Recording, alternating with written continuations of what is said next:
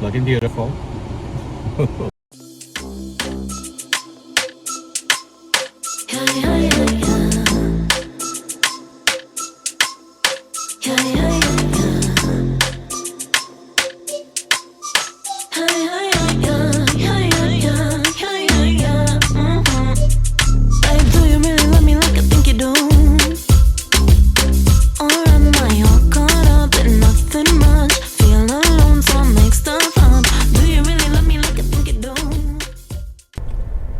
Hey everybody, I'm here with the beautiful Anna Goldtooth. Hi, Hey. everybody. Hey, and I love her hat, and I also love her shirt. What does your shirt say? I think that's amazing. My hat says bands off our bodies. I just got it. Yes, and this is very important. We're going to ask some of these questions along the way here, and we're going to learn why they're so important. And I love her sunglasses too. So we're going to go for a ride, and probably go through another drive-through. Should be fun. Yes, I want Starbucks. Okay, let's go to Starbucks. Okay. A venti iced matcha latte with almond milk and no whipped cream. Or no, light ice. Light ice as well. Anything else today? Do you have any cake pops? I do. As we travel through Bemidji with our lattes and our sugary treats, I learn about an important mentor in Anna's life by the name of Jessica Yee Danforth, but I learned of another important mentor as well. And so earlier you were talking about too, it's like you were going into something about your mom. Yeah, so I feel like my mom has also had a huge impact in my life. She made sure that when I hit puberty, she had a coming of age ceremony for me, which was a berry fast. And at this berry fast, I fast from berries for a year, and then after that year, we come together and have a feast, and it's all the people that kind of care and love you are there, and they just pour love into you and share advice and things like that, and just let you know that they're going to be there for you. And there's a really beautiful part of the ceremony that happens as well. But she made sure that I had that. This whole thing sounds beautiful. It's just like coming of age, it's like becoming a woman and everything. And it's just like, do they know if there's anything for young men to have? Yeah, so typically they would do fasting, and what is the other? First kill ceremonies as well. So it's really to honor and recognize the different stages of development, and celebrate it and make it into a normal thing. And so I really see our work in sexual health as an extension of that, because cool. We did talk about our bodies. We did talk about puberty. We did talk about, there's a word in Ojibwe for vulva. My vulva puppet. Oh my gosh. Okay, this is amazing. There. We have a lot of stuff. We both do advocacy and outreach and stuff. And so do you want to do the honors? Sure. Okay. Here, you're going to scrap it up. So we have this wondrous vulva puppet, is what it's called. And it represents the vulva. And it's super soft and silky and squishy. But we have all sorts of these things to make the conversation more positive and more fun. But yeah, so there is a word in Ojibwe for vulva. And that tells me that we talked about our bodies. This is so important because it's something that shows that we weren't repressed or oppressed when we're talking about sexuality, healthy sexuality. Right. So what happened was the boarding schools, they took babies away from their homes. At the boarding schools, a lot of people experienced sexual abuse, physical abuse. They were taught that these were shameful things to talk about and that you don't talk about it. And so some of that has crept into our community. For generations now, too. Right. And so we have that shame where we're not supposed to talk about it. And so I feel like the work that we're doing is revitalizing some of the things that we've already known to be true, Yes. Talking about our bodies, talking about boarding schools, talking about the violence that we've experienced and trauma that we've experienced, and letting people know that they're not alone in their experiences, and giving them information in a safe way about their bodies, about relationships, about sexually transmitted infections, about HIV, consent. We talk a lot about consent in our classes and what that means, which can be very triggering. You know, it can bring up a lot of feelings for people who might have had violations, you know, when it comes to sexuality. This is so important, I think, because it shows like culturally too, these things were discussed. There were ceremonies too, so things were celebrated. You know, so it's like more empowering, and I think that it's more healthy to acknowledge what's happening instead of saying, you know, you're a sinner, your body's sinful, it shouldn't be doing this or that. You know, and it even creeps in like LGBTQ stuff. It's like, you know, it's sin, you know, and just ban it. And I think it really helps with culturally that it was really something that was discussed openly, healthy and supportive, no shame, just because it's who we are, and right. And I think that's culturally, I think it's so beautiful. It's like things are coming full circle finally, and you're a big part of that. And so are you. Yeah. Your clientele, are they all female? No, it's Okay. all people. Oh, I think it's great. And do you have LGBTQ people, Two-Spirit people coming into your office and facilities?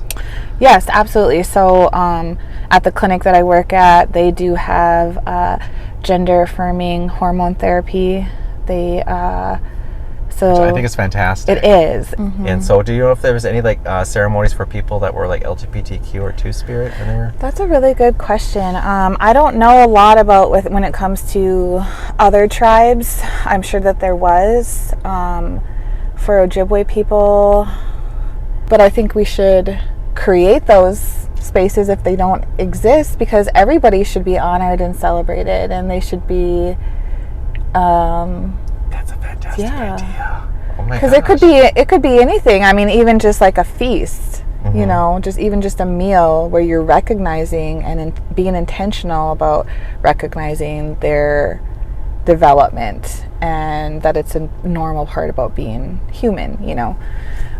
And then, what else did I grab? Well, the vulva. Oh, there's another piece of information that's very important. Is it this big? Must be. Okay. Can I open it? Yeah. It's like Christmas. Gonna find out. Okay, because Anna always has the coolest things too when she's giving like information for advocacy and stuff. It's very involved. It's very informative. It's very fun too. And then some of these little things are just, they're fun. Was there another bag I had? There was, and it's down here on the floor. Oh, okay. Here Here we go. Because this is just like some of the items that she's able to, when she gives her presentations, and then utilize these for like informative to make sure that people are just like more involved. Oh, this one says HPV on it. Mm-hmm. Oh, I see. So these are different sexually transmitted infections, but they're like, it's the microbe, so it's the cell of the bacteria or virus. So for example, this is the cell for chlamydia, but it was blown up and made into a stuffed animal. So we give out these to help people teach and destigmatize STIs, sexually transmitted infections, because they are very common. It does not make somebody bad or dirty if they have an STI. All STIs are treatable. Some of them are curable. The ones that are not curable, you can still live and manage with them. So this is so important. This is so important. And it brings it in a very inclusive way and non-threatening, and I think that's really cool. They have little tags on each one of these that tell you what that represents. Syphilis. This one represents the pox, syphilis. So syphilis has been increasing in Minnesota. It used to almost be non-existent, and right now it's increasing. And two of the groups of people that are most impacted are Native people and men who have sex with men. So there's a lot of health inequities and disparities that we're also trying to address. Oh, wow. Yes. Oh, yeah, that's an egg. This is the egg. Isn't it cute? It has a little magnet sperm that attaches to the... Is it in here? No, it's not in there. I don't know where it is. I'm I think so we sad lost now. But yeah, so we also do training where we train youth and adults to become health educators. And so they get mini versions of these to teach with. Oh, that's cute. It's super This is cute. nice. Very informative. Because the old school way about teaching STDs, if they even taught about STDs, oftentimes they would do it as like a scare tactic. They would show pictures of the worst case scenarios of symptoms. For most STIs, people don't show symptoms. And so you're giving this message that if you don't have that going on, you must be okay. Sex ed, we need more of it. It can be literally life-saving. It can be affirming to people when we're being inclusive of LGBTQ folks and not being like heteronormative. I think can be really important. It's interesting because a lot of schools don't teach it, or they cover it and it's very brief. Why do you think that is? I really don't know. I think we have a culture in the US of not talking about sexuality, even though it's everywhere we look. It's in advertising, it's in how we relate to each other, it's in families. But we're also taught that it's like taboo, or that we're not supposed to talk about it. And then the other thing I think is that schools are really under pressure to, get all their standards in and make sure their testing is right. And so it's hard for people to come in, like guest speakers, to come into schools because they're so jam-packed with things that they have to do. And then I think another part of it is maybe people don't know what it entails. Like, we're not in there teaching people how to have sex, for example, but we're giving them tools and information so that they can be informed when they do make decisions about their body. And research actually shows that when we talk about sexual health and when we have sexual health education, they're more likely to use condoms or contraceptives, and it actually delays or postpones their first sexual experience. And so it's the opposite of what people think it does. They're like, if you talk about it, if you come in there with condoms, you're encouraging them and they're going to go out and have sex. And actually the research shows the opposite. It shows that they're more likely to delay their first sexual experience. And when they do have their first sexual experience, they're more likely to use protection. I think that's a very empowering too, because you want to make sure they know that they're ready mentally and emotionally, and you give them all the tools instead of going in there just like blindly and thinking, and what am I supposed to expect? How am I supposed to feel? Is this normal? Is that normal? Should I, can I say no, or can I, what is this entailing? And so I think it's really important for the work that you do. Anna does so much, and I'm just really, really appreciative of the things that she does. And she does it with style, too, because, check this out. This is cute. Also, too, the ways that you do things, it's very informative, very fun. And there's also all these little things that can be handed out, too. I just love the inclusiveness. Like when you go around to certain communities, sometimes you see those little signs on the door that say if you have your native population, which this area has a large native population, so you'll walk in and there's our native language on there. It says "Bonjour," hello, and or also too, if you see like pride stickers or transgender or all the inclusive, and so that way you really feel like safe. And on your building itself, it shows that it's safe. And then sometimes you even wear things that shows like, hey, I'm a safe person, and then also stylishly, and then but where's I'm a safe person, but also I have a lot of information for you. Thank you. It's how many years have you been doing work such as this? Since 2011. So what is that? 22. Oh, 11 years. Yeah, and in that time we've grown. We started with youth programming, so working primarily with youth, but then we created an adult program, which is called Anishinaabe Sexuality Knowledge Keepers. So the acronym is ASK, and the goal of it is for them to be askable, approachable adults. But what happens is they often have never had this information given to them. Oh, wow. So it's also empowering for themselves to receive this information. And we have guest speakers that come in to talk about SA and DV.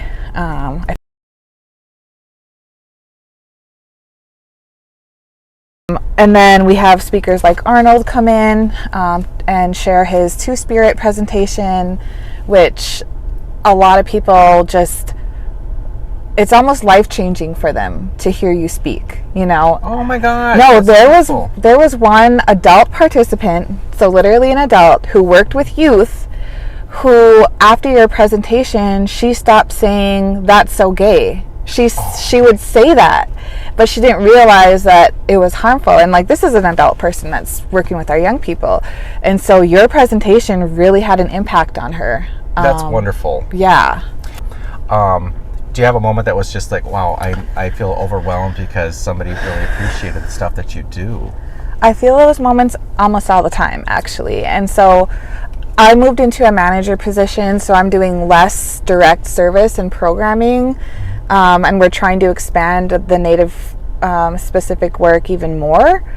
But recently, my partner in crime had the other full-time position here in Bemidji. She went on parental leave.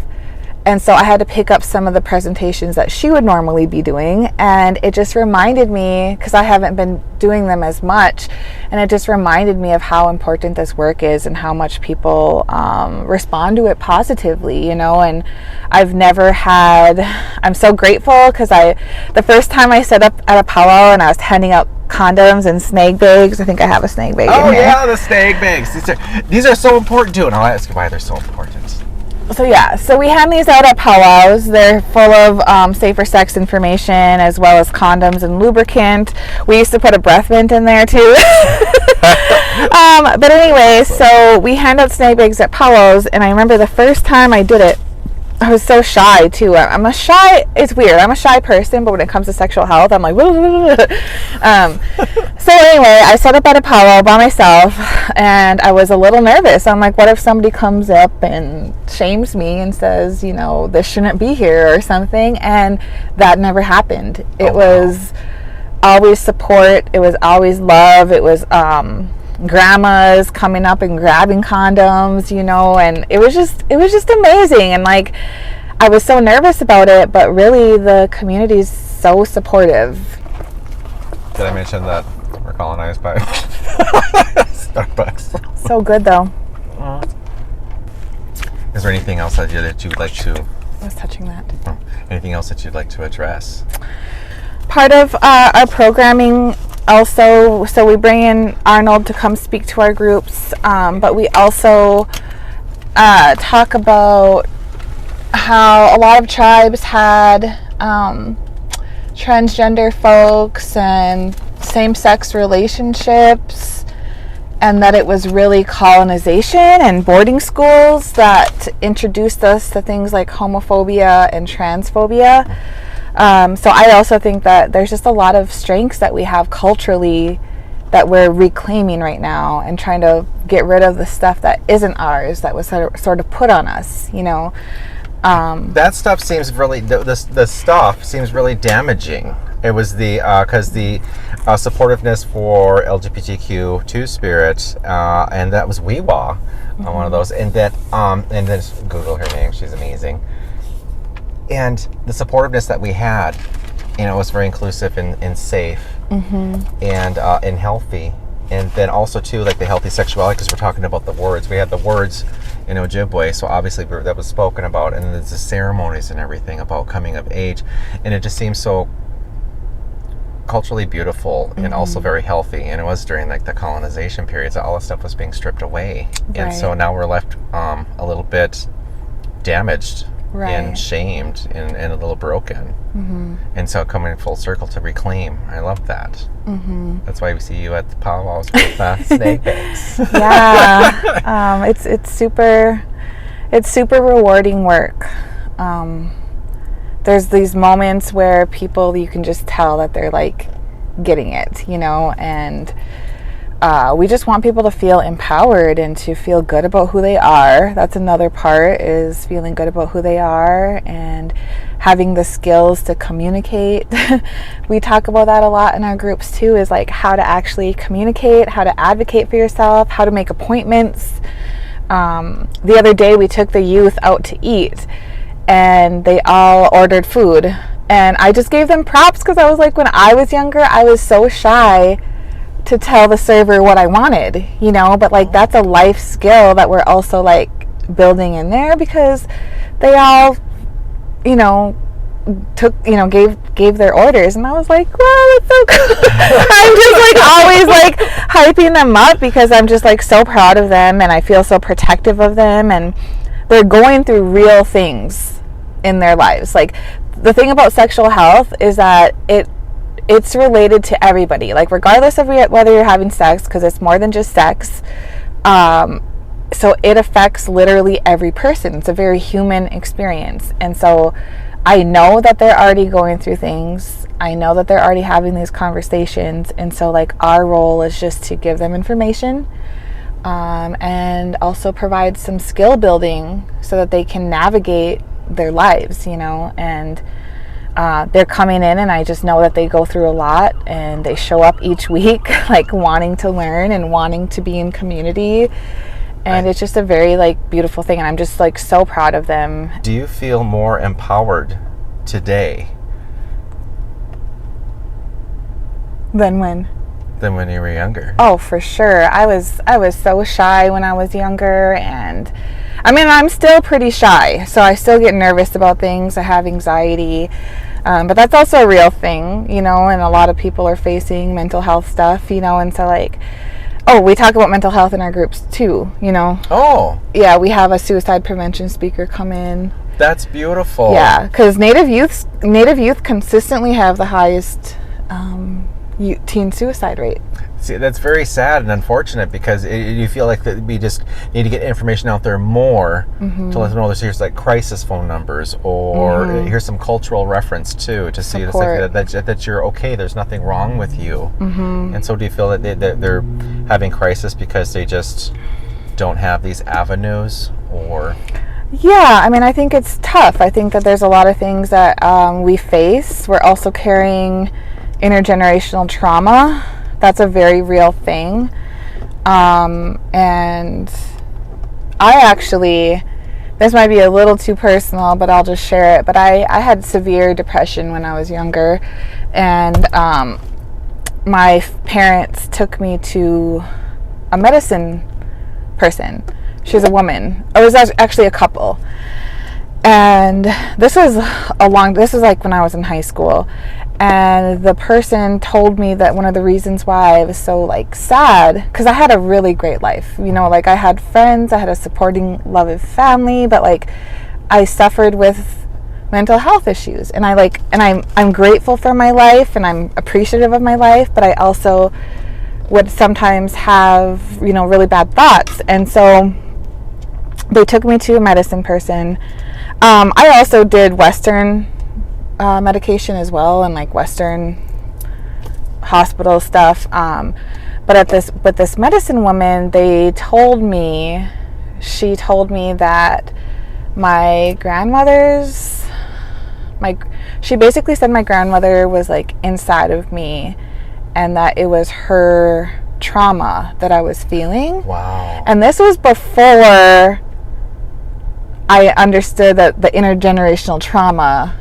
Yes. What is it called? Is that what it's called? Intergenerational trauma? I know it's like generational trauma. Probably intergenerational trauma. Oh, maybe it's generational. Yeah. But then there's all this work that came out, this research about it after I had that ceremony. But it was like very real. Like, I'm like, oh. So when they started talking about intergenerational trauma or generational trauma, it reminded me of what that woman said to me. I wonder if a lot of Native people that are like our age have like this, because anxiety and depression go hand in hand. They're just like this hand in hand thing. So I wonder if there's like a lot of Native American people that are just have like all these anxiety disorders, you know, and utilizing different coping mechanisms. But today I know it's like we're able to reclaim. And I think I'm going to talk about LGBTQ in there too, because like the boarding schools, you know, that was a lot of trauma for LGBTQ, and just the visualization of what it is to like oppress a person, and just to know that all that stuff was happening. It's frightening to what was considered normal. Even when I would like read stories when I was a kid, it was about our people. It was written incorrectly at that, but it was. You still take that with you into adulthood, and then now it's like, okay, we're reclaiming today, and so I know you're reclaiming. Exactly. And I think it's very empowering. And so you're sort of like a huge inspiration to people. I don't even think it just ends with the youth. No. Because it's like, because you've had older people, and that everybody's just as moved. Really, they are. Yeah, we had one group for one of our adult groups. The age range was 18 to 72 years old. Wow, nice. And just the knowledge that they shared, because the other part of it is that people are coming with their own experiences, with their own thoughts, and they're coming to this space. And so, like, my job as a facilitator is to create a safe space for us to learn, not just from like the information we're giving, but also from each other, because people are coming with their own experiences. And so, like, in a way, they already have a lot of knowledge. They already have like a lot of experience, and it was just beautiful to hear. It's always beautiful in groups, but just to hear like what people thought and their opinions and things like that, and Wow. funny. How's your family and supportive wise for all your career opportunities? So yeah, my family is really awesome. I just come from a really supportive family, a very active family in the community, and so everybody has like their own things that they're doing. And the exciting thing for me is also making the connections with my work to their work. And so one of the most exciting things not recently, but kind of recently, was making the connections between reproductive health and environmental violence. So Wow. what they're experiencing, what they're organizing against. So there's this framework called reproductive justice, which the first component of reproductive justice is the human right to have children. And the reason why that has to be explicitly said is that for a lot of people, that right was taken away. So in the 70s, all the way up until the 70s, Native women were being sterilized without their consent. Isn't that frightening? It's horrible. It's horrible. Like, so it's just the worst violation you can imagine, and that was from the government. Which is more frightening. Right. So that was one of the human right to have children. The second component is the human right to not have children. So that's talking about access to contraceptive methods, access to information about your body and how pregnancy works, access to abortion services.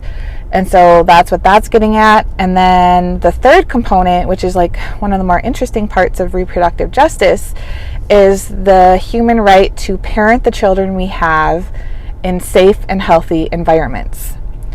So what that means is if there's something like, if they're mining a sacred site, or if there's oil drilling happening and it's contaminating the water, and your children that you're raising don't have access to clean water because of that, that would be a reproductive justice issue. But wow. It connects to environmental justice. Wow, that makes so much sense. And then there's some communities who experience like higher rates of miscarriage and other reproductive health concerns that come from the oil industries or extractive industries. And so it can actually have an impact on a person's reproductive health. And so that's another connection. Another connection is when there is man camps. So when there's like a pipeline coming through and there's a lot of outside workers coming into a community, there's actually been research that shows there's an increase of violence against women and LGBTQ folks. And this is something that I'm probably not the only person in the area that has had firsthand experience of that, or known somebody that has had firsthand experience of that. And I would hope that, there's like some trainings. If you're coming into a certain community, I would hope that this company or whoever would have certain trainings to make sure that certain instances like this don't happen. My work with the Native community is also just working with families, because some information is in schools, but where you get like your values and stuff, and that comes from your family. Oh yeah. And so we need to work with adults, we need to work with the guardians so that they can be safe and supportive people for their young persons as well. That's beautiful. What makes an advocate? An advocate means getting support from another person to help you express your views, your wishes, and a person to help you stand up for your rights. A person who fights for the rights of others, and a person who offers help to those in need. Thank you, Anna. Thank you for all that you do, for helping those in need. You do it with knowledge, culture, and a deep passion to make the world a better place. With your sense of humor and your sense of style. We appreciate you, Anna. We appreciate everything that you do.